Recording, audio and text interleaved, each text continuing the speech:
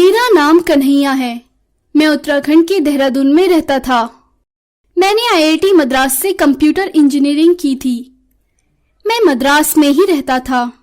IIT के दौरान मैं लास्ट के 2 ईयर अपने घर नहीं गया था।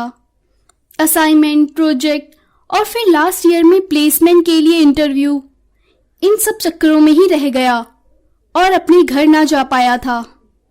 फाइनली 4th ईयर में मेरी प्लेसमेंट बेंगलोर की एक बड़ी कंपनी में हुई। मेरे पास 1 महीने का समय था तो मैं अपने घर देहरादून गया। मैं 2 साल बाद घर लौटा था। मेरे माँ पापा सब लोग मुझे देख के बहुत खुश थे।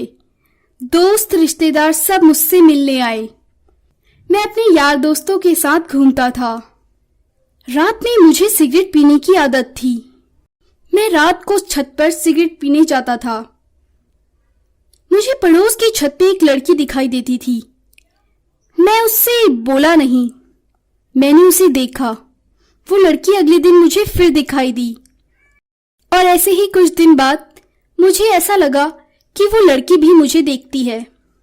मैं उससे कुछ बात तो नहीं करता था, बस वो मुझे देखती थी और मैं उसे देखता था। उसके बाद मैं सोने चला जाता था। 1 महीना कैसे बीत गया पता ही नहीं चला। जिस दिन मेरी बेंगलोर की फ्लाइट थी उससे 1 दिन पहले मैंने उस लड़की से बात करी। मैं उसे बोला, कल मैं यहाँ से चला जाऊंगा, मेरी बेंगलोर की फ्लाइट है, मल्टीनेशनल कंपनी में जॉब लगी है मेरी।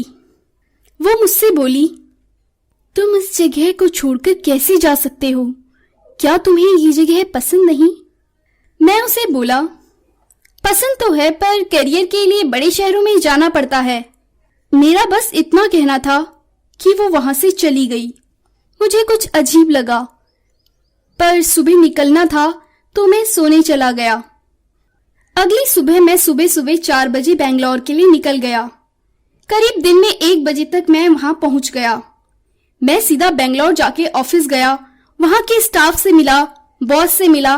बॉस ने मुझे कुछ कंपनी का इंट्रोडक्शन दिया।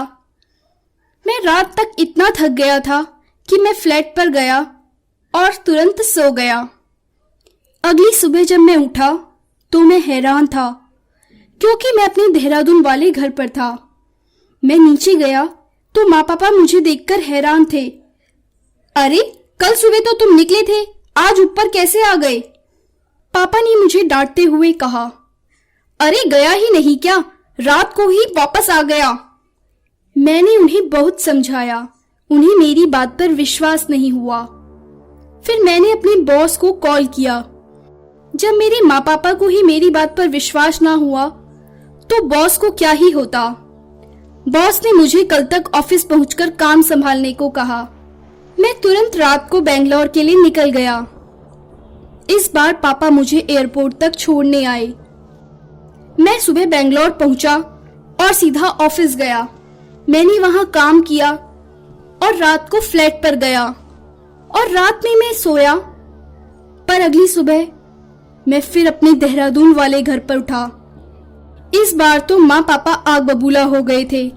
मैंने उन्हें और बॉस को बहुत समझाया पर किसी को विश्वास ना हुआ। बॉस ने मुझे आखिरी चांस दिया। अब की बार मैं फिर बेंगलोर गया। मैंने पूरा दिन काम किया और इस बार मैंने निर्णय लिया कि मैं रात में नहीं सोऊंगा। मैं उस रात नहीं सोया। अगली सुबह मैं फिर काम पर गया। मैं दूसरी रात भी नहीं सोया। तीसरे दिन मैं काम पर गया, काम किया, पर अब मैं तीसरी रात कब सो गया मुझे पता ही नहीं चला। और जब मैं अगली सुबह उठा तो मैं फिर अपने देहरादून वाले घर में था। अब मेरी हालत देख माँ पापा को कुछ विश्वास आया। उन्होंने पता लगाने की कोशिश की कि आखिर मुझे क्या हुआ है। मुझे बाबा के पास ले गए। बाबा ने मुझे बताया कि मुझ पर एक लड़की का साया है। अगर पता चल जाए ये साया कहाँ से लगा तो वो कुछ कर सकता है। फिर कुछ दिन तक तो मैं देहरादून में ही रहा। मैं बहुत परेशान रहता था। अचानक मुझे उस छत वाली लड़की का ध्यान आया। अब वो मुझे नहीं दिखती थी। मैंने माँ पापा से पूछा तो उन्होंने मुझे बताया उस लड़की को आत्महत्या करे 4 साल हो गए हैं। फिर माँ पापा और मुझे सारी बात समझ में आई। फिर माँ पापा और मैं बाबा के पास गए। उस बाबा ने मुझे बहुत सी ताबीज बांध दी और कहा, इंडिया में तो पता नहीं, पर अगर तुम कहीं इंडिया से बाहर चले जाओ तब शायद ये ताबीज काम करे और तुम्हारे से ये साया चला जाए। तुम बार बार जो देहरादून आ जाते हो, शायद उसके बाद ना आओ।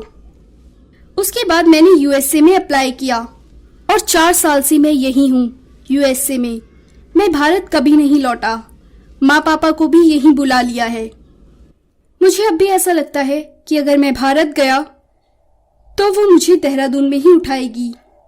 मेरी हिम्मत नहीं होती इंडिया जाने की। तुम मुझे आज भी ताबीज पहने यूएसए की गलियों में देख सकते हो। ऐसी ही और कहानी सुनने के लिए हमारे चैनल को सब्सक्राइब करें और लाइक बटन दबाना ना भूलें।